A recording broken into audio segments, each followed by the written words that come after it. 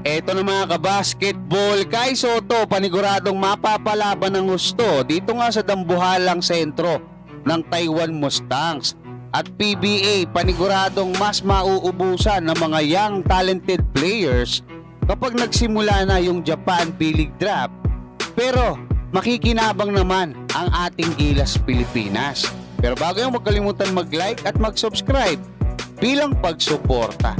Kahapon nga mga kabasketball ay ibinalita na ng Samahang Basketball ng Pilipinas na magkakaroon ng friendly game etong ating national team kontra nga dito sa Taiwan Mustangs.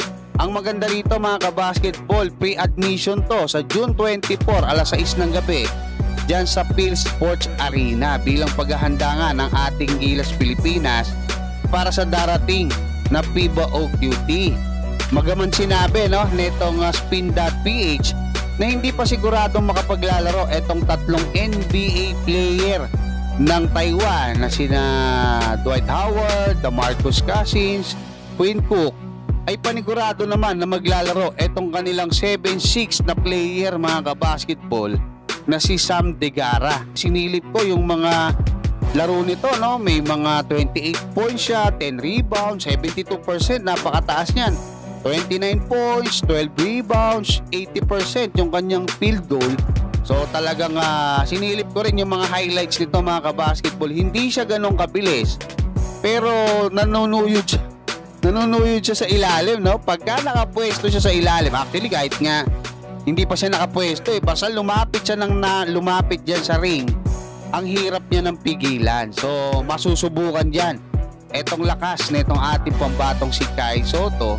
Saka yung feeling ko pag nilaro niya sa labas to, kayang-kaya ni Kai to maiiwanan niya to Yun nga lang, makikita natin yung lakas na kung paano ba, kung kakayanin na ni Kai. Kasi pag kinaya niya yan, obviously kakayanin niya rin yung mga ibang mga big man diyan sa Latvia at diyan sa Georgia. At meron pa pala tayong dalawang tune-up game sa Poland at Turkey.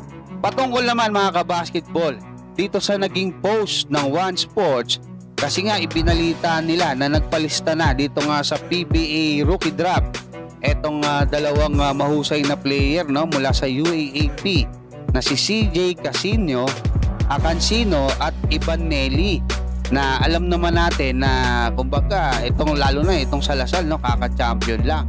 Ngayon mga kabasketball, yung dalawa na yan, alam natin mas madadagdagan pa yan.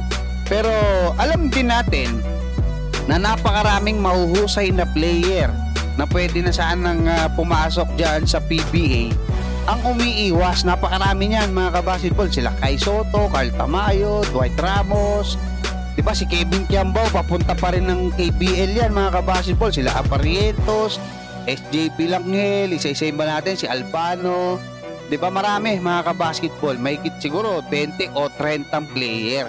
At yung mga pinakasikat pa, yung pinakamahuhusay, yung mga nandyan. Ano ibig ko sabihin mga kabasketball?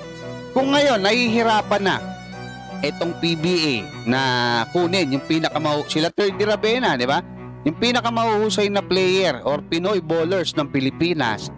Kasi sabi nga ni Commissioner Willie Marcial ng PBA, pag nakakausap niya raw yung mga naglalaro sa Japan, grabe daw, triple daw yung sahod ng mga PBA players. Pero alam niyo ba na sa darating na 2026, mas mahihirapan ng kumuha ng mga young players etong PBA. Bakit? Magkakaroon na kasi ng Japan B-League Draft. Ano ba mangyayari dyan mga kabasketball? Diyan kasi sa gagawing Japan B-League Draft ay magiging eligible. Pwedeng magpalista para diyan nga sa draft etong overseas high school graduate. Ibig sabihin mga kabasketball, yung magagaling, yung pinakamahuhusay nating players, pag graduate pa lang ng high school, hindi pa nakakatungtong ng college, pwede nang mapunta sa Japan B-League. Yung mga kasalukuyang naglalaro diyan sa college, pwede na rin silang sumalang diyan sa Japan B-League Draft. At yung mga gagraduate ng college dito sa Pilipinas. So ano ibig sabihin yan mga kabasketball? Mababawasan or lalong mauubusan ng mga mahuhusay na players yung PBA, diba? Pero napakaganda naman ng magiging epekto niyan sa ating Gilas Pilipinas. Bakit? Makakasabay kasi tayo doon sa development ng Japan. Ano ibig ko sabihin mga kabasketball? Yung mga players na yan, mga kakagraduate lang ng high school, yung mga makukuha nila from college, kumbaga madedevelop yan kasi mataas na masyado itong kompetisyon, no? Pagsasabahin na ng Japan B-League yung 3 imports nila, kasabay din yung naturalized player or yung Asian import, bali 4, pwedeng isa lang yung Japanese na naglalaro sa court. Ganong kataas na yung kompetisyon mga kabasketball, at ang maiiwang mga players dyan, yung pinakamagagaling.